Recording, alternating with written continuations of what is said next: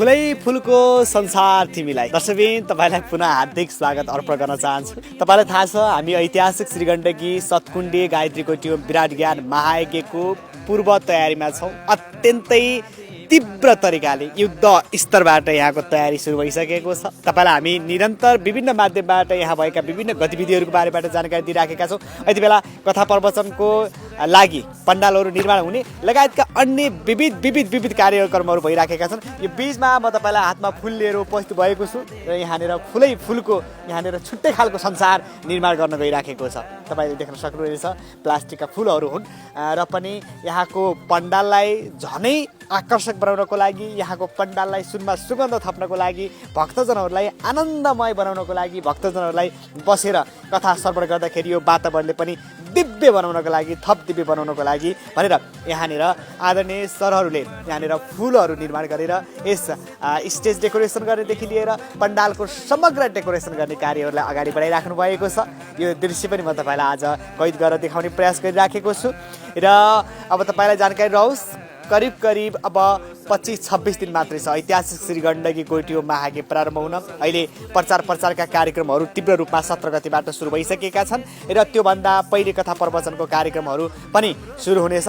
तसर्थ सम्पूर्ण भक्तजनहरू तपाईँलाई फेरि पनि म आमन्त्रण गर्न चाहन्छु। तपाईँ आइहाल्नुहोस्, यो ठाउँमा आइहाल्नुहोस्। यो ठाउँमा आएर तपाईँले यस ऐतिहासिक श्रीगण्डकी कोटी महायज्ञको पुण्य लाभ कमाउनुहोस्। यति बेला हामीसँग सर हुनुहुन्छ। नमस्कार सर। यो ऐतिहासिक श्रीगण्डकी कोटी महायज्ञको पण्डाललाई झनै राम्रो आकर्षक बनाउन कुन ठाउँबाट आउनुभयो? म चाहिँ काठमाडौँबाट आएको। काठमाडौँबाट। हजुरको शुभ नाम चाहिँ? अजय अमात्य।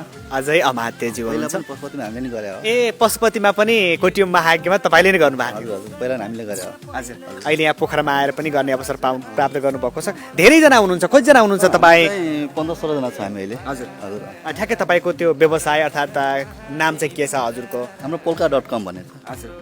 अनि यो देश विदेशमा अथवा देशका धेरै कार्यक्रमहरूमा पनि तपाईँ पुग्नुहुन्छ? हजुर, देशकोमा चाहिँ, विदेशमा त गएको छैन, देशमा चाहिँ। देशका यस्ता कार्यक्रमहरू, विभिन्न सांस्कृतिक कार्यक्रमहरू, धार्मिक कार्यक्रम, सबै कार्यक्रममा पुग्नुहुन्छ? धार्मिक होइन, धार्मिकमा चाहिँ पहिलोपल्ट हाम्रो जुरिएको पोखरामा, काठमाडौँमा। यहाँ गुरुदेवले नै अब हामीलाई सम्झेर बोलाउनु भएको थियो। सो त्यो हाम्रो फर्स्ट थियो काठमाडौँमा चाहिँ। त्यो चाहिँ सेकेन्ड हो हाम्रो धार्मिकमा चाहिँ। हामी चाहिँ स्पेसली वेडिङहरू गर्छौँ। ए हजुर। वेडिङहरूको डेकोरेसन गर्छौँ हामी चाहिँ।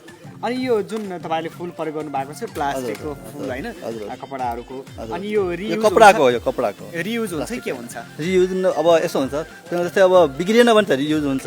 अब जस्तै 1 महिना 1.5 महिना 2 महिना बाहिर घाम पानीमा राख्यो भने चाहिँ बिग्रिन्छ यो। यो जस्तै अब यहाँ त अब करिब 72 दिनकै कार्यक्रम छ। यो कार्यक्रममा प्रयोग गर्दाखेरि अब त भित्रको बिग्रिँदैन, बाहिरको बिग्रिन्छ, घाम पानीले बिग्रिन्छ। काठमाडौँमा त्यो सेम प्रब्लम भएको थियो। भित्र चाहिँ नबिग्रिएको थिएन, बाहिरको चाहिँ घाम पानीले बिग्रिन्छ बाहिरको। अनि त्यो माथि कैलाश पर्वततिरको चाहिँ यो प्लास्टिक होइन कि कपडा हो, यो चाहिँ कपडाबाट। अब 2 महिनाको लागि चाहिँ फ्रेस राख्न सकिन्न, असम्भव चाहिँ छ त्यो। यो यहाँ त अब करिब 10-12 वटै पण्डालहरू निर्माण हुन्छन्। सबै पण्डालहरूको तपाईँले जिम्मा ल्याउनु भएको छ? हो हजुर, सबै। फुलहरू मात्रै कति ट्रक आइसकेको छ? अस्ति हाम्रो 1-2 ट्रक देखिसकेको छ। 1-2 ट्रक आएको छ हाम्रो। त्यो ट्रकले सबै पुग्छ? अब होइन, अझै आउँदैछ। यो त हाम्रो फर्स्ट कति ट्रक आउँछ होला? अब अझै 1 देखि 2 ट्रक अझै आउँछ। धन्यवाद सर। थ्याङ्क यू धन्यवाद।